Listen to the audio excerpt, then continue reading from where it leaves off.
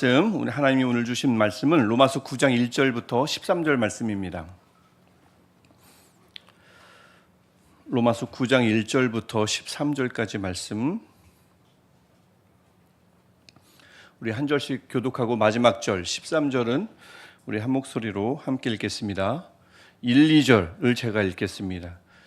내가 그리스도 안에서 참말을 하고 거짓말을 아니하노라. 나에게 큰 근심이 있는 것과 마음에 그치지 않는 고통이 있는 것을 내 양심이 성령 안에서 나와 더불어 증언하노니, 나의 형제 곧 고륙의 친척을 위하여 내 자신이 저주를 받아 그리스도에게서 끊어질지라도 원하는 바로.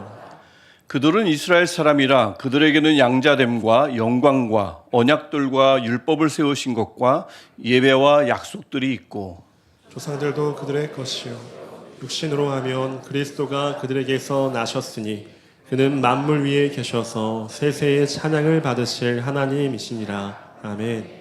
그러나 하나님의 말씀이 폐하여진 것 같지 않도다. 이스라엘에게서 난 그들이 다 이스라엘이 아니요 또한 아브라함의 씨가 다 그의 자녀가 아니라 오직 이삭으로부터 난 자라야 내 씨라 불리라 하셨으니, 곧 육신의 자녀가 하나님의 자녀가 아니요 오직 약속의 자녀가 씨로 여기심을 받느니라. 약속의 말씀은 이것이니 명년 이때에 내가 이르리니 사라에게 아들이 있으리라 하심이라. 그뿐 아니라 또한 리브가가 우리 조상 이삭 한 사람으로 말미암아 임신하였는데, 그 자식들이 아직 나지도 아니하고 무슨 선이나 악을 행하지 아니한 때에 택하심을 따라 되는 하나님의 뜻이 행위로 말미암지 않고 오직 부르시는 이로 말미암아 서게 하려 하사, 리브가에게 이르시되 큰 자가 어린 자를 섬기리라 하셨나니, 기록된 바 내가 야곱은 사랑하고 에서는 미워하였다 하심과 같으니라. 아멘. 내가 확신하노니 사망이나 생명이나 천사들이나 권세자들이나 현재의 일이나 장래일이나 능력이나 높음이나 깊음이나 다른 어떤 피조물이라도 우리를 우리 주 그리스도 예수 안에 있는 하나님의 사랑에서 끊을 수 없느니라. 없으리라. 아멘. 우리를 향한 아빠 아버지의 사랑, 그 사랑에서 우리를 끊을 수 있는 존재는 아무도 없습니다. 오늘 이것이 로마서 8장 38절 39절 말씀입니다. 어찌 보면 하나님의 사랑 고백이라 할 수 있겠어요. 우리를 향한 하나님의 아빠 아버지의 사랑 고백 말입니다. 내가 너를 사랑하는데 이 사랑은 영원하다라는 말씀인 거죠. 사람의 사랑은 근본적으로 본질적으로 영원하지 않습니다. 사람을 향해서도 마찬가지고 가만히 보면 하나님을 향해서도 마찬가지죠. 금방 달아오르기도 하지만 쉽게 식기도 하고요, 수시로 또 식기도 하고 쉽게 마르기도 합니다. 이게 사람을 향해서도 그렇고 하나님을 향해서도 그렇습니다. 그래서 하나님은 이런 우리의 심정에, 우리 사랑의 연약함을 하나님은 잘 알고 계시죠. 연약함을 잘 아시기 때문에 우리의 연약함을 성령을 통해서 도우시잖아요. 지난주에 제가 비유로 말씀드린 것처럼 어린아이가 내 손을 꼭 잡을 수 없다는 것을 잘 아는 부모의 마음이 아버지의 마음입니다. 하나님의 마음입니다. 그래서 우리 아빠 아버지께서 당신의 자녀의 손을 그 강한 손으로 직접 붙드시기로 작정하신 거죠. 우리 사람은 하나님의 손을 꼭 붙들 수가 없거든요. 그러니까 어떤 것도 오늘 8장 38절 39절 말씀처럼 하나님의 강한 손이 우리를 붙잡으니 어떤 것도 우리 손을 아빠 아버지 손으로부터 떼어낼 수가 없느니라. 이게 이제 오늘 그런 말씀인 것입니다. 이 하나님의 사랑 때문에, 우리를 사랑하시는 하나님의 사랑 때문에 우리 이집사님께서 기도하실 때도 처음에 말씀해 주셨지만, 본문을 인용했지만, 사랑하시는 이로 말미암아 우리가 모든 일에 넉넉히 이길 수 있습니다. 우리의 손이 강해서가 절대 아니라 하나님의 손이 강해서 그렇죠. 그래서 가만히 보면 여기 계신 모든 분들, 하나님의 상속자, 하나님의 자녀된 분들, 우리들의 모든 손은요, 어느 누구의 손도 맨손이 아닙니다. 다 우리 손에는 하나님의 손에 붙잡혀 있는 손이라 홀로 있는 손은 없습니다. 맨손은 없는 줄 믿습니다. 다 우리 아빠 아버지 손에 붙들려 있는 줄 믿습니다. 맨손이 아니면 글쎄요, 좀 다른 것을 하기에 불편하다, 이게 비유입니다. 그렇게 생각하지 마시고 절대 맨손은 없습니다. 하나님의 손이 우리의 손과 같이 있습니다. 때로는 우리 손에 올려주시기도 하고 우리 손을 붙잡아 주시기도 하고 연약한 손을 끌어주시기도 하고, 그것이 하나님의 손, 하나님의 사랑입니다. 바울의 마음에요, 이 은혜가 가득했어요. 하나님이 사랑을 우리에게 주시는데 어느 누구도 우리를 그 사랑에서 끊어낼 수 없구나. 8장 38절과 39절을 막 적었을 거잖아요. 쓰면서 얼마나 막 이 은혜가, 감사가 북받쳐 올라왔을 거예요. 그런데 9장을 보니까 갑자기 분위기가 반전됩니다. 굉장히 기뻤을 텐데 마냥 기뻐하지는 않았어요. 우리 1절, 2절 보니까 이상하지는 않은 거예요. 하지만 일단 너무나 반전이 급작스러우니까 바울의 마음 한켠에는 무엇이 있다고 하죠? 큰 근심이 있었다고 합니다. 마음에 그치지 않는 고통이 있다고 얘기해요. 그치질 않는데요. 잠깐 드는 근심과 고통이 아니라 도무지 그칠 줄 모르는 근심과 고통이 있습니다. 왜 그랬을까요? 유대인 때문이에요. 유대인이 바울을 괴롭혀서요? 아니요. 유대인들이 예수를 안 믿습니다. 이 민족이, 같은 민족이. 그래서 3절을 보니까 나의 형제, 골육의 친척, 즉 이스라엘 사람들, 유대인들을 말하는 겁니다. 이들이 도무지 예수 그리스도를 믿질 않아요. 근데 그게 뭐 그렇게 걱정되는 일인지 크게 마음에 고통이 그치질 않을 정도로 왜 우리 민족이 예수를 믿지 않는가, 그것 때문에 굉장히 고통스러워했습니다. 얼마나 고통스러운지 3절을 보면 차라리 내가 저주를 받아서 그리스도에게서 끊어질지라도 그들이 좀 예수를 믿었으면 좋겠다. 이게 얼마나 애끓는 마음이에요. 이 모세도 출애굽기 32장에서 비슷한 고백을 하거든요. 차라리 나를 지워주십시오. 생명책에서. 대신 저들을 살려주십시오. 이 마음으로 중보했는데 사도 바울이 똑같은 마음으로 그들을, 유대인 민족, 나의 친척, 나의 형제들을 위해서 기도하는 모습을 볼 수가 있습니다. 우리 요즘도 그렇죠. 요즘도 함께 예배하며, 우리 그리스도인들이요, 예배하고 하나님의 은혜가 이렇게 다가오면 기쁨을 한껏 누리다가도 예수를 믿지 않는 이들이 떠오르잖아요.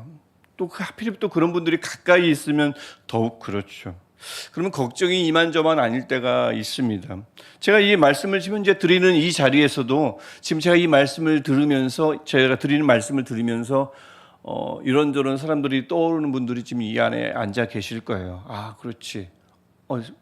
잠깐 까먹었는데, 잊었는데, 그 사람들, 이렇게 떠오르는 분들이 있을 겁니다. 그분들은 왜 그 예수님을 믿기가 어려운 걸까요? 왜 남편분은 이렇게 예수를 안 믿으신데요? 왜 그 자녀들은 그렇게 예수 믿기가 어려울까요? 왜 그렇게 어려워요? 왜 어려워하시는 것 같아요? 하나님의 존재를 도무지 믿기가 어려워서? 뭐 그런 분들도 있을 거고요. 또요. 굳이 하나님의 존재를 인정하더라도 난 굳이 살아가는데 아무 문제가 없는데 굳이 왜 내 삶에, 아무 문제 없는 삶에 하나님을 끼워 넣을 필요가 없어서? 뭐 그럴 수도 있겠죠. 또 하나님의 존재는 알겠고 아주 훌륭한 분이다, 뭐 예수 그리스도 알겠어요. 2000년 전에 오셨다며 알겠는데 믿고 싶긴 하지만 이 교회가 마음에 안 드는 거예요. 이미 나보다 앞서 믿은 그리스도인이 마음에 안 드는 겁니다.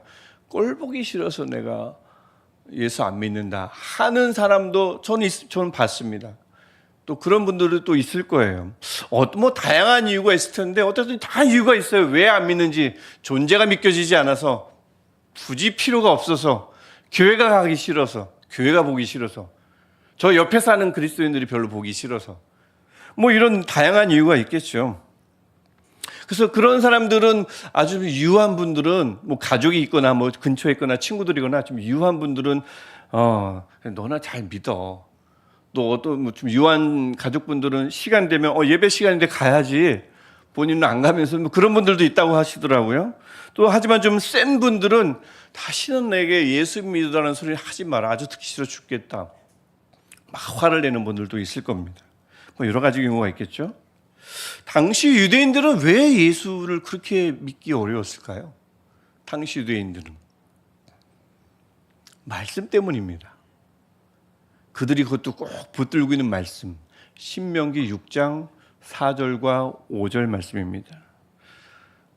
여호와는 오직 유일한 여호와이시니, 하나님은 두 분이란 얘기입니까? 그들이 섬겨야 할 하나님은 한 분이란 얘기, 너무나 중요한 신앙 고백이에요. 은혜로운 고백입니다. 그래서 5절을 보면 어때요? 그래서 그분을 어떻게 합니까?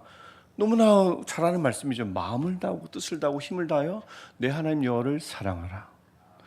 너무나 중요한 말씀이거든요. 우리에게도 중요한 말씀 맞아요.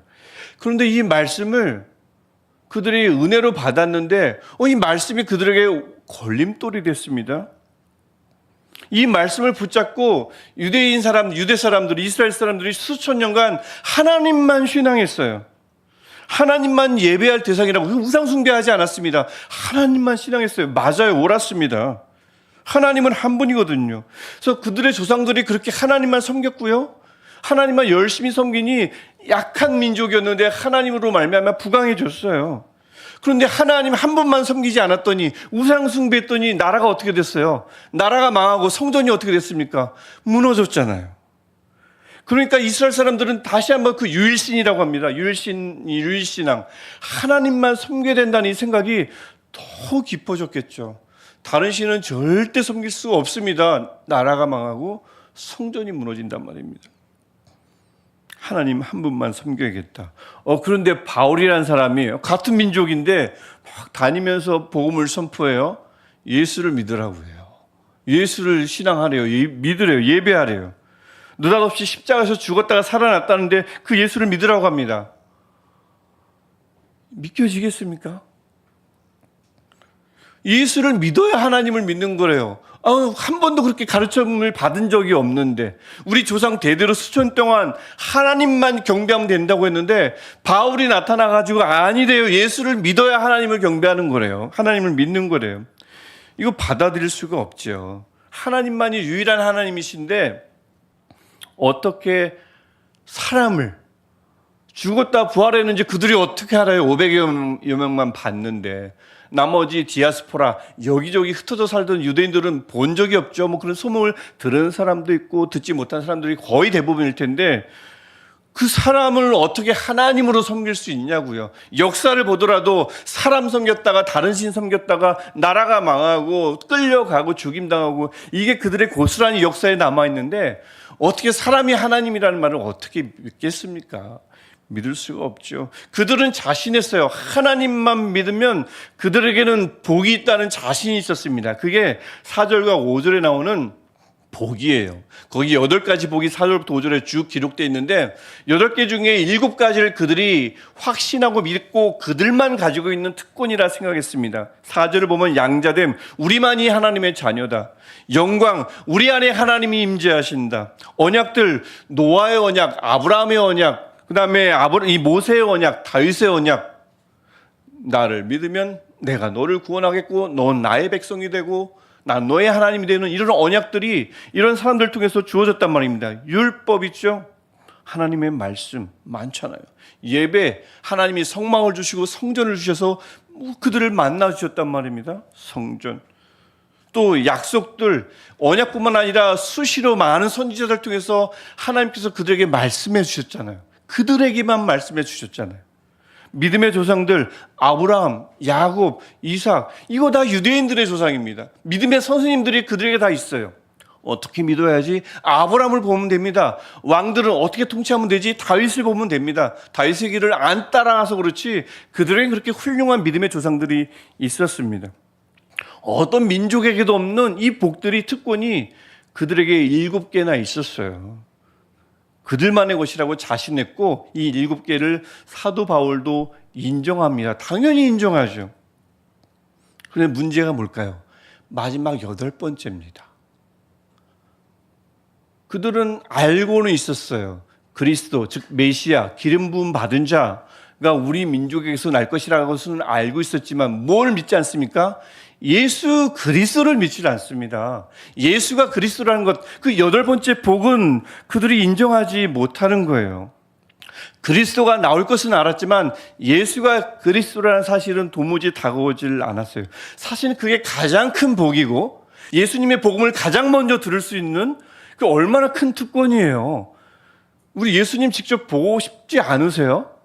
어떻게 얼굴이 어떻게 생겼는지 나중에 우리가 보시겠지만 그들은 그걸 볼 수 있었다니까요.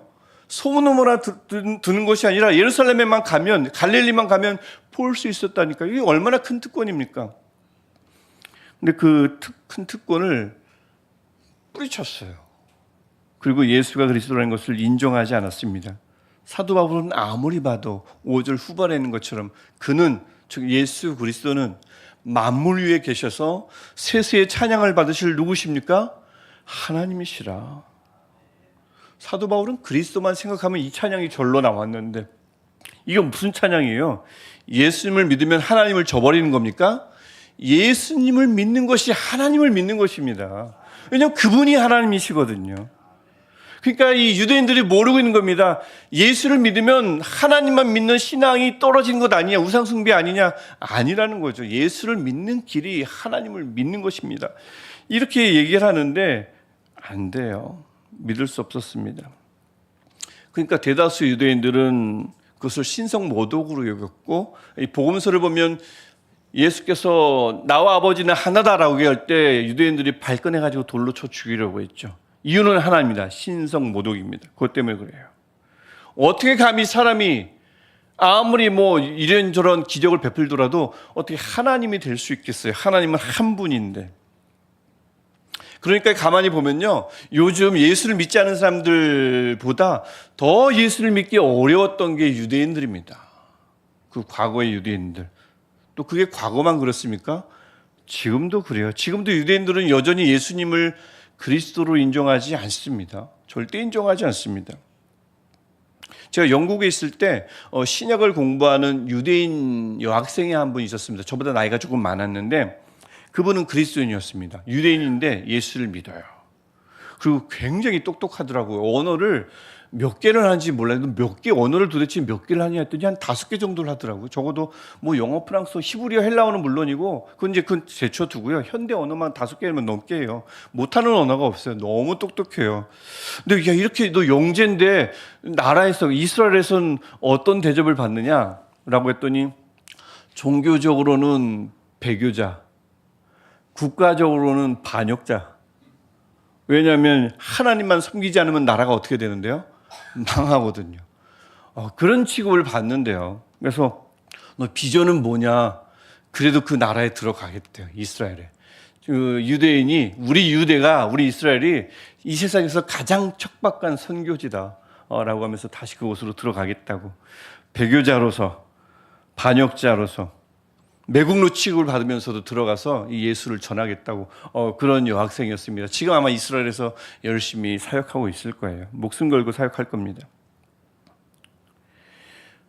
이 유대인들, 이 뿌리 깊은 하나님을 신앙하는 건 맞는데 예수를 믿지 않음으로 사실은 하나님을 신앙하지 않는 이 유대인들, 바울 당시 유대인들입니다. 그래서 6절에서 그들에게 사도 바울이 선포해요. 하나님의 말씀은 폐기되지 않는다. 여전히 영원하다. 그것을 믿는 건 맞는데 중요한 건 무엇입니까? 하나님의 말씀은 변한 것이 아니라 우리가 잘 이해하지 못하는 것입니다. 라는 뜻입니다. 하나님의 말씀은 폐해지지 않습니다. 여전히 존재하며 우리를 살리는 말씀입니다. 근데 잘 봐야 돼요. 유대인들도 잘 봐야 했습니다. 그들은 무조건 믿었어요. 내가 이스라엘에 태어났으니까, 우리 아버지가 유대인이니까, 난 유대인의 혈통을 타고났으니까 당연히 우리는 하나님의 자녀지라고 생각했는데 6절에서 뭐라고 그럽니까? 이스라엘에게서 난 그들이 다 이스라엘이 아닙니다. 8절이 다시 한번 강조해요. 육신의 자녀, 즉 혈통의 유대인들, 하나님의 자녀가 아닙니다. 누가 하나님의 자녀라 씨로 여김을 받는다가 그 뜻입니다. 누가 하나님의 자녀라 여김을 받습니까? 약속의 자녀가, 약속의 자녀, 즉 하나님의 상속을 받을 것이라는 예수 그리스도의 복음을 믿는 자, 우리의 맏아들이신 예수를 믿는 자, 이들이 하나님의 자녀가 된다는 겁니다. 말씀이 갑자기 바뀐 게 아니고 원래부터 그랬다고, 그것을 이삭과 야고보의 예를 들어서 7절부터 13절에 걸쳐서 말씀하는 겁니다. 이삭이 아브라함의 자녀죠. 근데 첫째는 이스마엘이었습니다. 7절을 보시면. 근데 누가 하나님의 자녀가 되어 갑니까? 이스마엘의 자녀가요? 이삭의 자녀입니다. 이스마엘은 첫째인데 첫째가 무조건 상속자거든요. 그럼 신앙의 상속자도 첫째여야 되는데 그렇지 않은 겁니다. 분명히 아브라함의 자손은 맞지만 이스마엘은 아닌 거예요. 이삭의 자녀는 또 누굽니까? 13절에 이삭의 자녀는 야곱입니다. 첫째 누가 있었죠? 에서가 있었습니다. 하지만 에서 아니에요. 야곱입니다. 이삭도 야곱도 다 둘째입니다. 그 당시 문화는 어떻게 해요? 첫째가 상속받는 거예요. 장자입니다. 장자. 근데 장자가 아니라 둘째, 하나님이 둘째를 선택하셨다고요. 첫째가 대를 이어야 된단 말입니다. 그리고 12절에서 큰 자가 어린 자를 섬기리라. 즉 첫째가 둘째를 섬기리라. 이 말은 하나님이 둘째를 선택하셨다라는 뜻입니다. 이 말씀 가지고 어떤 분이 그 목사님은 둘째셨거든요. 그래서 자기는 둘째인데 구약 전공하신 분이에요. 구약을 보면 하나님은 둘째를 그렇게 사랑하시고 선택하시고 막 그래서 자기가 그 형에게 눌려 지내고 사랑을 덜 받았는데 하나님은 역시 둘째를 사랑하시면서 위안을 얻더라고요. 여기 혹시 둘째이신 분들 계십니까? 첫째가 둘째를 섬기리라. 위로가 되십니까? 하지만 여러분 예수님은 첫째입니다. 예수님은 받아들이시고요. 그리고 저도 첫째입니다. 네. 이 이삭과 야곱의 예시는요, 둘째가 더 잘났다, 아니다, 첫째다, 뭐 그 얘기가 아니고 하나님의 자녀가 되는 비결은 하나님께 있다는 뜻입니다. 누가 봐도 첫째여야 되는데 아니에요. 하나님은 둘째를 선택하셨다고요. 하나님이 택하셔야, 하나님이 부르셔야 하나님의 자녀가 된다고요. 유대인은 그렇게 생각을 안 한 거예요. 유대인이니까 당연히, 유대인이니까 당연히 우리가 하나님의 자녀지 아니라는 겁니다. 하나님이 부르셔야 된다는 겁니다. 그게 이제 11절, 우리가 아까 읽었던 11절에 나오는 말씀이에요. 이 11절은 우리가 다시 한번 함께 읽어보겠습니다. 시작. 그 자식들이 아직 나지도 아니하고 무슨 선이나 악을 행하지 아니한 때에 택하심을 따라 되는 하나님의 뜻이 행위로 말미암지 않고 오직 부르시는 이로 말미암아 서게 하려 하사. 아멘. 아멘. 오직 부르시는 이로 말미암아 하나님의 뜻이, 하나님의 구원 계획이, 하나님의 자녀 삼으심이 서고 이루어지는 것입니다. 그러니까 지금 큰일 났죠. 유대인들은 어떻게 해요? 이들은 여전히 하나님은 온 세상에 딱 한 분이라고 생각하고 예수님은 도무지 그리스도라 믿겨지질 않으니 예수님을 믿을 수가 없지요. 예수를 믿는 건 우상숭배입니다. 그들에게는. 이렇게 확고하니까 유대인들은 아무리 봐도 예수를 믿을 가망이 없어 보이잖아요. 예수님을 믿어야 하나님을 믿는 건데, 하나님이 택해야 하나님의 자녀가 되는 건데. 그러니까 사도 바울의 마음에 큰 근심이 있었고요. 그 마음에 그치지 않는 고통이 있었던 겁니다. 하나님의 사랑만 생각하면, 끊어지지 않는 하나님의 사랑, 그 하나님의 강력한 손만 생각하면 감사하고 기쁨이 넘치고 그 안에만 머물면 얼마나 좋아요. 사도 바울은 그렇게 이기적인 사람이 아니었습니다. 그럼 사도 바울은 마냥 그런 절망과 근심과 고통 속에만 머물렀을까요? 하나님 안에 그런 건 없죠. 이 사도 바울의 근심은요, 이 사도 바울의 이 고통은 소망 없는 근심이나 소망 없는 고통이 아니었습니다. 하나님을 믿는 자들에게는요, 하나님의 그 영역 안에 있는 자들에게는 소망 없는 근심 없습니다. 평안의 소망이 전혀 보이지 않는 절망은 없습니다. 사도 바울이 딱 그렇습니다. 11절을 우리가 다시 한번 보시면 하나님이 어떻게 택하셨다고 하죠? 어떤 기준으로요? 태어나기도 전에요. 어떻게 사는지 보자 하고 택한 게 아닙니다. 태어나기도 전에요. 선을 행했나 악을 행했나 보자 그리고 택하시나요? 아닙니다. 아니한 때에 택하심을 따라. 또 뭐 가망이 있든 없든 상관이 없습니다.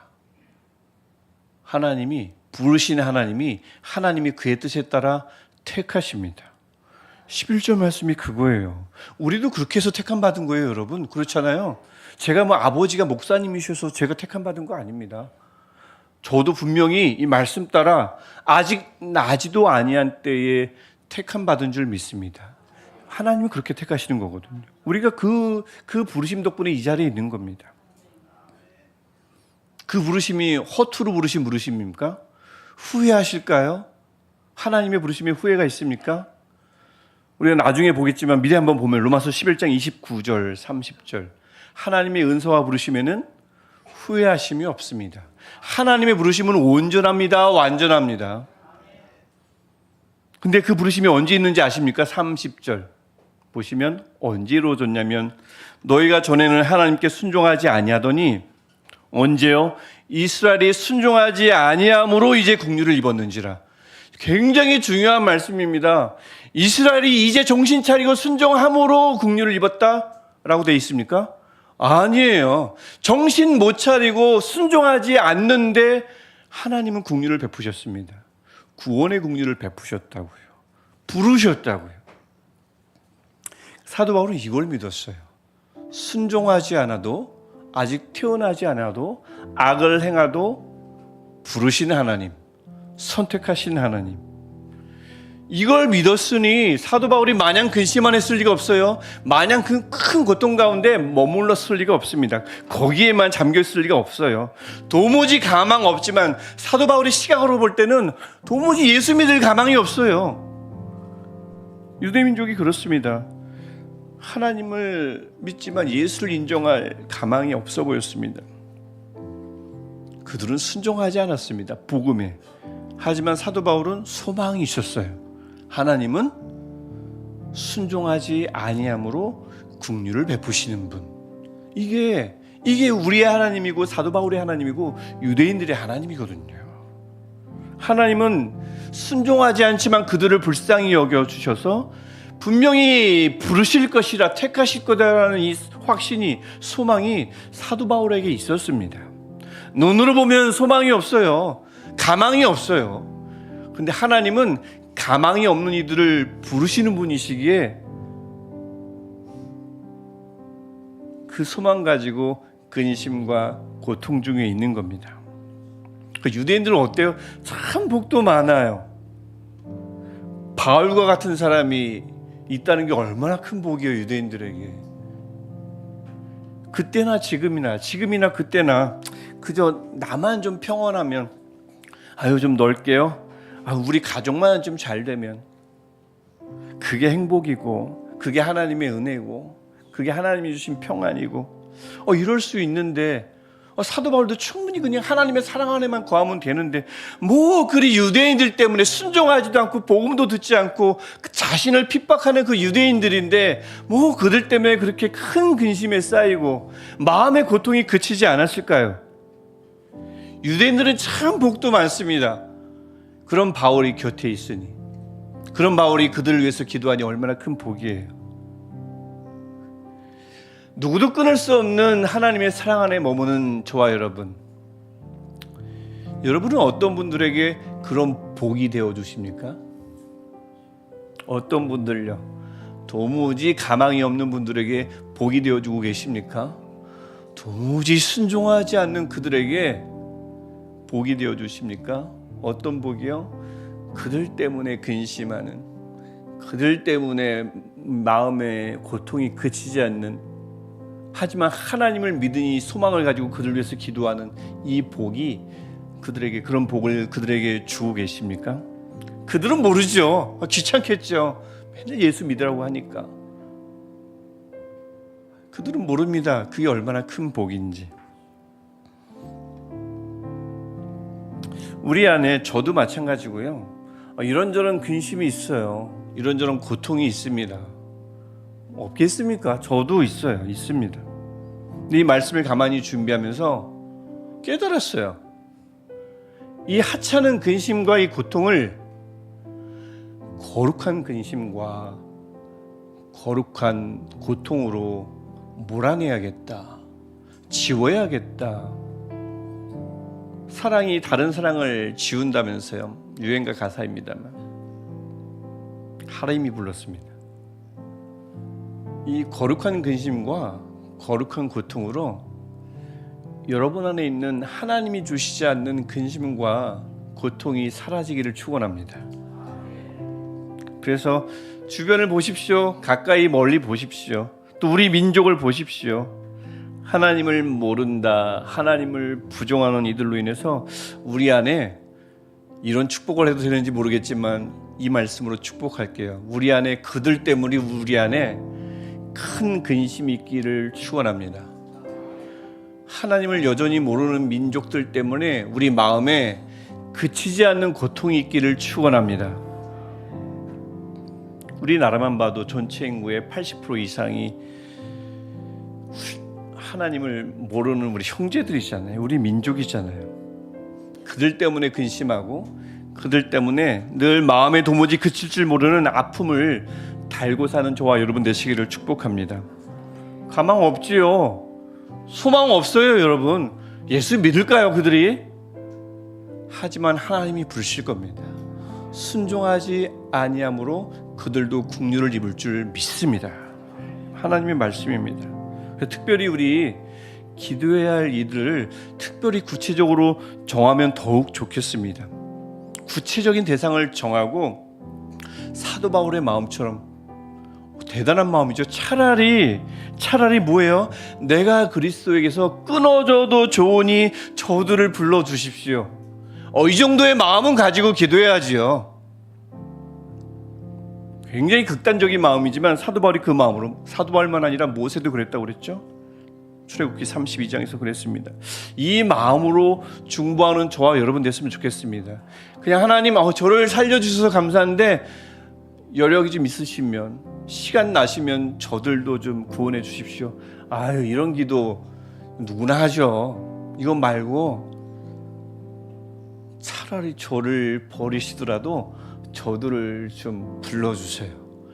이 정도의 마음으로 기도하면 하나님이 그 기도 안 들어주실까요? 이게 우리의 몫이고 우리의 마땅한 도리고, 그러면 하나님이, 긍휼이 많으신 하나님께서 우리의 그 근심과 고통으로 애끓는 그 기도를 들으시고, 그리고 도무지 가망 없는 우리 가족들, 도무지 가망 없는 나의 가까이 있는 사람들, 그 사람들을 하나님이 은혜로, 하나님이 긍휼로 택하시고 불러주실 줄 믿습니다. 기적을 베푸실 줄 믿습니다. 하나님이 그들도 도무지 누구도 끊을 수 없는 사랑 안으로 불러주실 줄 믿습니다. 우리가 그렇게 부름받은 사람들이에요. 그들도 불러주실 줄 믿습니다. 그럼 우리가 늘 그렇게 희생만 하도록 내버려 두시겠습니까? 하나님이 기억하시겠죠. 좀 전에도 제가 말씀드렸지만 우리가 이런 거룩한 근심과 거룩한 고통으로 가득 찰 때 우리 마음에 하나님이 준 적도 없는 근심과 고통을 하나님께서 지워주실 줄 믿습니다. 그곳에서 꺼내주실 줄 믿어요. 영혼을 향한 큰 근심, 영혼을 향한 큰 고통, 이 고통이 다른 염려와 다른 불안과 다른 걱정을 지워낼 줄 믿습니다. 하나님이 그렇게 하실 겁니다. 지금만 그럴까요? 주님 다시 오시면 내가 네 근심을 보았고, 내가 그 큰 고통을 보았고, 그 근심과 고통으로, 영혼을 향한 근심과 고통으로 기도하며 흘리는 눈물을 내가 보았고, 다시 오실 주님은 어떤 주님이십니까? 우리의 눈물을 닦아주시는 주님이십니다. 요한계시록에 수두룩하게 나옵니다. 그분이 우리의 눈물을 닦아주시며 그 우리의 남은 근심과 고통마저도 제거해 주시며 우리를 칭찬해 주실 줄 믿습니다. 또 하나 더 부탁드리는 것은 지금 이 시간에도 우리 민족을 위해서뿐만 아니라 이곳저곳에서 또 불신자 가정에서 힘들어하는 분들도 계시지만 또 전 세계에서 하나님을 모른다 하고 하나님을 거부하는 많은 민족들이 있습니다. 그들을 위해서 큰 근심과 마음에 그치지 않는 고통의 마음을 가지고 차라리 나를 지어주시옵소서라는 마음을 가지고 복음을 전하는 선교사님들을 위해서도 같이 기도해 주시기 바랍니다. 오늘 이 시간뿐만 아니라 함께 기도했으면 좋겠어요. 그럴 때에 긍휼이 많으신 하나님께서 하나님을 불신하는 이들을, 하나님을 도무지 섬기지 않는 이들을, 내가 볼 땐 도무지 가망이 없는 분들을, 순종하지 않는 이들을 하나님이 하나님의 뜻에 따라 하나님의 때에 반드시 불러주실 줄 믿습니다. 단정하지 마십시오. 불가능하다고 생각하지 마십시오. 이건 하나님이 이루시는 하나님의 기적입니다. 우리 마음 가지고 같이 기도했으면 좋겠습니다. 하나님, 우리를 기적적으로 불러주셔서 감사합니다. 그 부르심이 그들에게도 있게 하옵소서. 그 부르심이 우리 민족에게도 있게 하옵소서. 그 부르심이 하나님을 모른다 하는 온 세상의 민족에게도 있게 하옵소서. 하나님, 이를 위해서 우리 마음에 큰 근심을 주옵소서. 이를 위해서 삶은 편안하지만 마음에 그치지 않는 고통을 주옵소서. 우리 마음 가지고 우리 한 목소리로 할렐루야로 하나님께 기도하겠습니다. 할렐루야. 하나님을 찬양합니다. 하나님, 우리를 불러주시고 우리를 자녀 삼으시고 이 기적을 우리에게 베풀어 주셔서 도무지 가망 없고 소망 없는 우리들에게 구원의 소망을 주시고 사랑의 은혜를 우리에게 베풀어 주셔서 우리로 하여금 하나님을 믿게 하시니 감사합니다. 하나님, 우리가 이 부르심을 입었으니 우리가 감사할 수밖에 없고 기쁨 안에 머물 수밖에 없지만, 하나님, 우리 안에 간절히 원하는 것은 큰 근심과 우리의 마음에도 그치지 않는 이 거룩한 고통을 주옵소서. 영혼을 향한 근심, 잃어버린 영혼을 향한 우리 고통이 우리 마음에 자리하게 하셔서 다른 욕심에 따른 근심과 하나님을 믿지 않는 이 마음에 따른 불안을 하나님께서 제거하여 주시고 영혼을 향한 근심과 고통으로 가득 채워 주옵소서. 하나님이 이 고통을 기억해 주시며 하나님이 이 근심을 기억해 주실 줄 믿습니다. 하나님, 이 하나님께서 우리를 그렇게 인도하여 주실 때에 우리로 말미암아 우리 기도 가운데 하나님이 응답하여 주셔서 우리 아버지를, 우리 어머니를, 우리 배우자를, 우리 자녀를, 우리 친척을, 우리 지인을, 우리 이웃들을, 우리 민족을, 전 세계에 하나님을 모르는 잃어버린 영혼들을 하나님의 때에 하나님께서 불러주시옵소서. 부르시는 이로 말미암아 궁의를 베푸시며 구원의 부르심을 하시는 베푸시는 그 하나님의 구원의 은혜가 그들에게도 임하게 하옵소서. 하나님, 이 마음이 우리 안에서 사라지지 않게 하옵소서. 감사하지만 않게 하시고 평안하지만 않게 하시고 이 거룩한 근심과 고통이 우리 마음에서 메마르지 않게 하셔서 이 마음을 가지고 살아가는 교자의 마음, 영혼의 사랑하는 마음 가지고 살아가게 하여 주옵소서. 하나님, 우리를 불러주셔서 감사합니다. 도무지 우리도 가망이 없을 때, 우리가 아직 죄인 되었을 때에 우리에게 사랑을 베풀어 주시고 공의를 베풀어 주시사 우리를 하나님의 자녀 삼아 주시니 감사합니다. 하나님, 간절히 원하는 것은 이 부르심을 우리 부모님에게, 우리 배우자에게, 특별히 우리 자녀들에게 베풀어 주옵소서. 우리 눈으로는, 우리 생각으로는 가망이 없지만 여전히 불순종하지만 순종하지 아니함으로 긍휼을 베푸시는 하나님의 은혜가 그들에게 있게 하옵소서. 우리 민족에게도 있게 하시고 온 세계에 하나님을 섬기지 않으며 예수 그리스도를 믿지 않는 이들에게 하나님 찾아가 주셔서 그들도 하나님의 때에 불러 주옵소서. 하나님, 간절히 원하는 것은 하나님이 우리에게 날마다 평안을 주시고 우리에게 행복을 주시지만 하나님, 우리 마음에 큰 근심도 주시고 우리 안에 영혼을 향한 고통도 주셔서 이 거룩한 근심과 거룩한 고통으로 살아갈 때에 하나님이 주신 적 없는 내 욕심에서 생기는 근심과 불신에서 생기는 불안을 사라지게 하옵소서. 간곳 없게 하시고 하나님이 주시는 마음 가득한 우리 모두 되게 하옵소서. 예수님의 이름으로 기도합니다. 아멘. 우리 다 같이 일어나셔서 우리 결단성 우리 함께 찬양하겠습니다.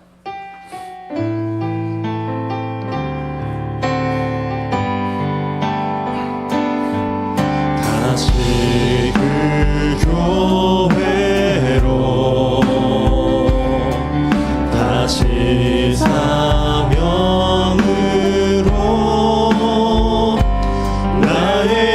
배짜가 지고 담장을 넘는 우리가 꿈꾸는 교회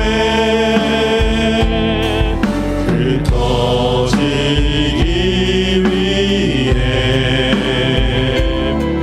헌신하기 위해 삶으로 예배하며 세상 향할 때 그 나라 세워지리라.